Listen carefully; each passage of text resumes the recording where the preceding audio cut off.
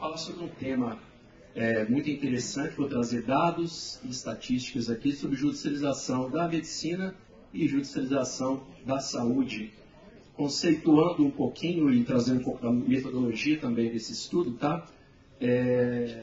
Eu tomei como base dados de outros estudos levantados nos últimos 10 anos, obviamente estudos confiáveis, né? Tem todo tipo de estudo hoje, estudos mais confiáveis, com dados mais consistentes. As fontes foram a ANADEM, CNJ, Conselho Federal de Medicina e o INSPER. E os dados são da Justiça Federal, Estadual, Tribunais Superiores, e esses dados foram condensados em janeiro de 2024.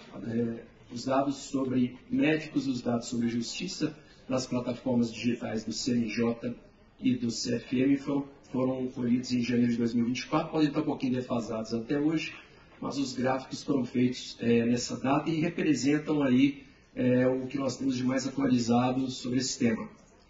Primeiro ponto, eu vou falar um pouquinho sobre judicialização da saúde e judicialização da medicina. Então, não se assustem com alguns dados mais altos que eu vou apresentar aqui, porque representam ações, em grande parte, de acesso à saúde. Então, são ações contra médicos, né? Sobretudo a primeira parte aqui, quando entrar um pouquinho em ação contra médicos, ações de responsabilidade civil, eu vou explicar direitinho, tá? Esse primeiro dado aqui mostra que em janeiro nós tínhamos 573.750 ações de acesso à saúde no país.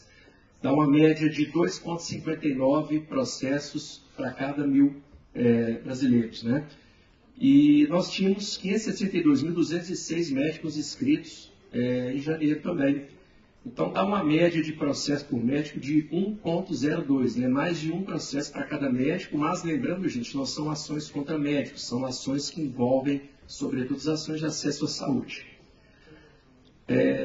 Nós tivemos um aumento de 19% nessas ações, só no intervalo de um ano, entre 2021 e 2022. Muitas pessoas discutem se esse aumento ele acontece só nas ações que versam sobre saúde. Obviamente, a judicialização, com a evolução da sociedade, né, dos meios democráticos de acesso à justiça, a judicialização acontece com mais naturalidade em todas as áreas. Mas nós temos um dado que prova que na saúde ela acontece de forma mais acentuada, que é esse estudo do CNJ, de que em 9 anos as ações que versam sobre saúde na primeira instância cresceram 198%, enquanto as ações comuns, né, a média normal das ações, caiu 6%.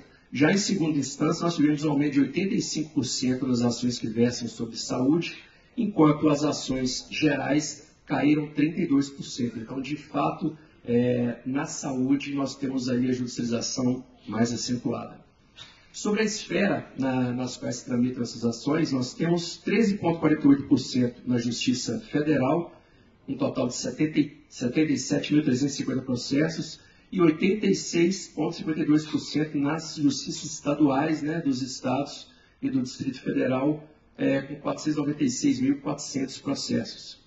Duração média dessas ações, até o julgamento, 439 dias, e até a baixa definitiva, 747 dias.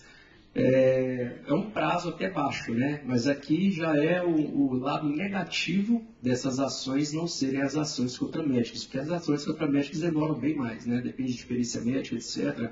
Já as ações para acesso à saúde, elas costumam ser mais rápidas. Então, ações, pela minha experiência, ações contra médico, para quem nunca teve experiência, são ações de 4, 5, 6, 7, 8 anos, dependendo primeira, segunda, em alguns casos até terceira instância.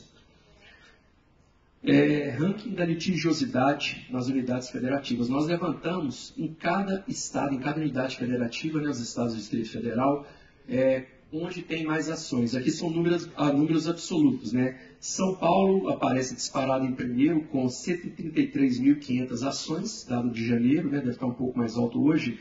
Rio Grande do Sul vem em segundo lugar com 83.000, Minas Gerais tem em terceiro com 50.000, Rio de Janeiro e em quinto a Bahia.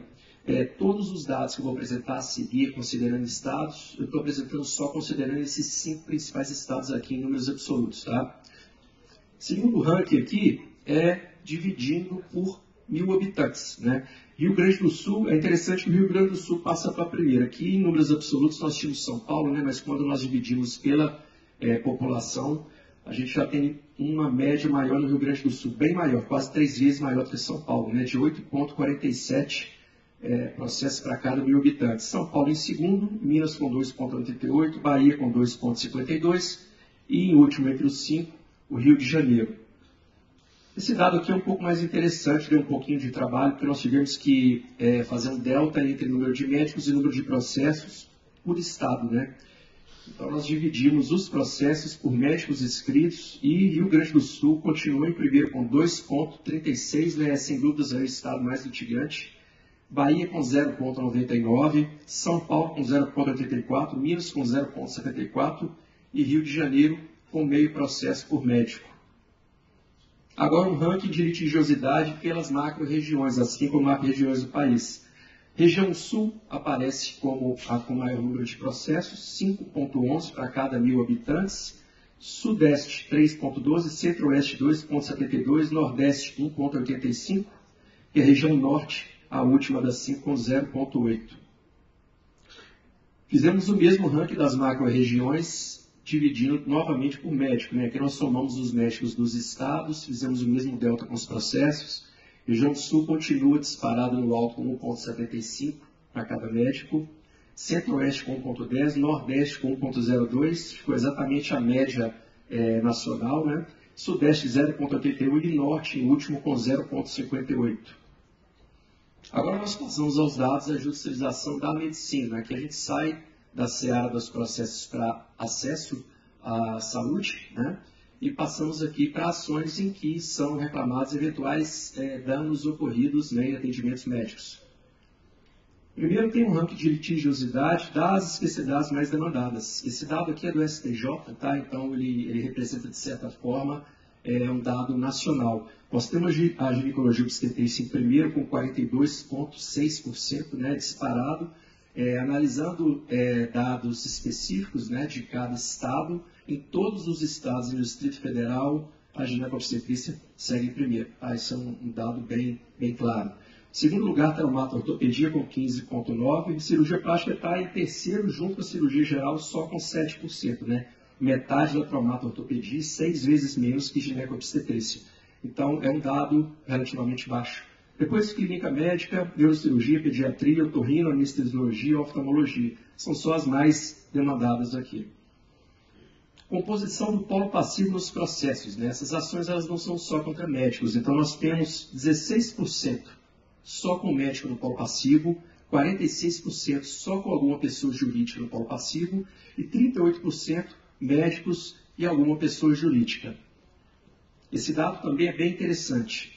O gênero das pessoas físicas nos processos, tanto do lado do autor ou paciente, quanto do lado do réu ou médico.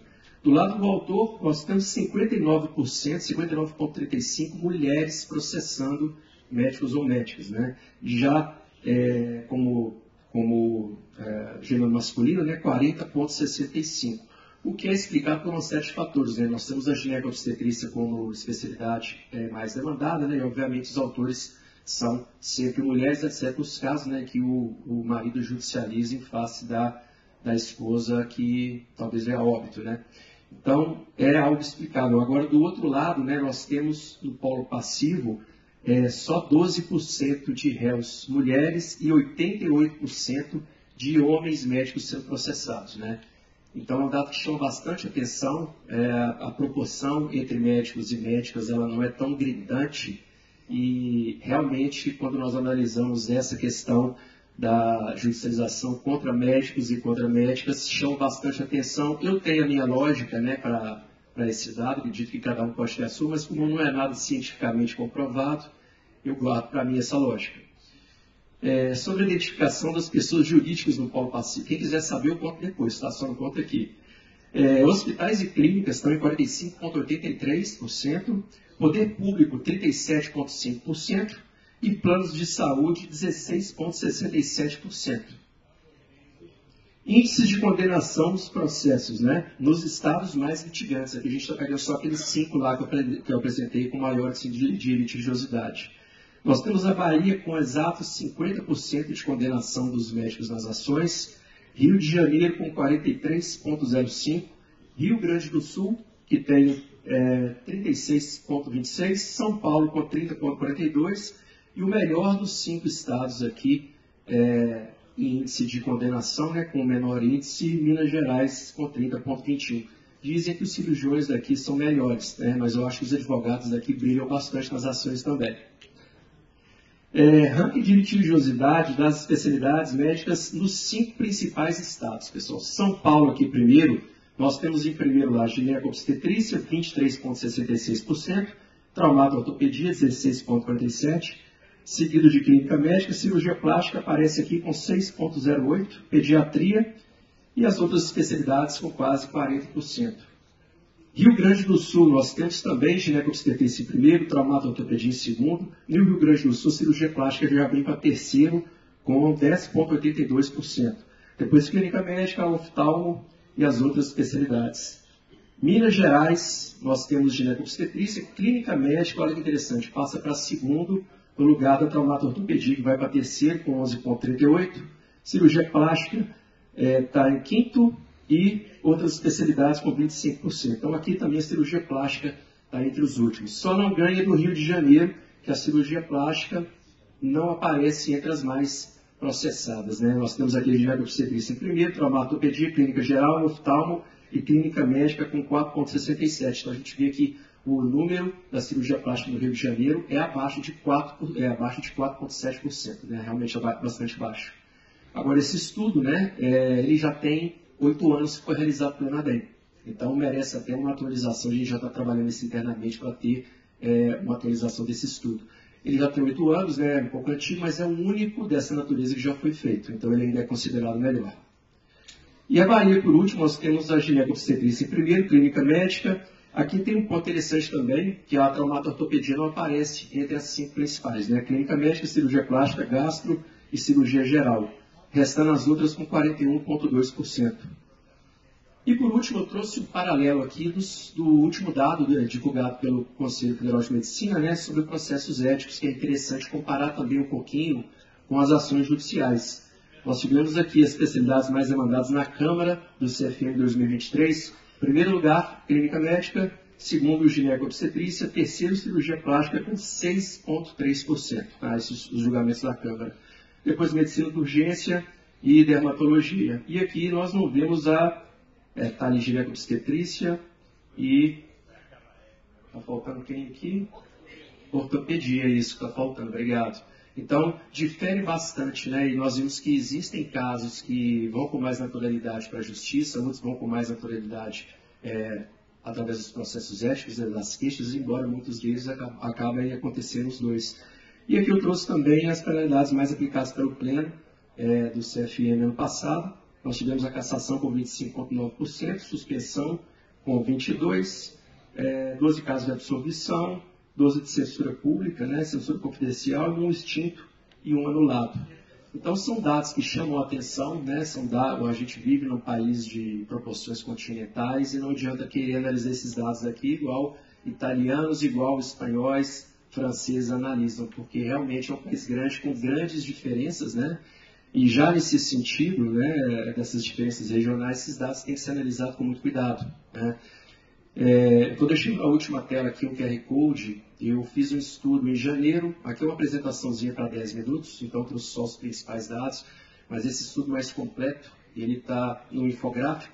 Nesse QR Code vocês conseguem baixar ele em 3 idiomas, ele está em inglês, espanhol e português, né?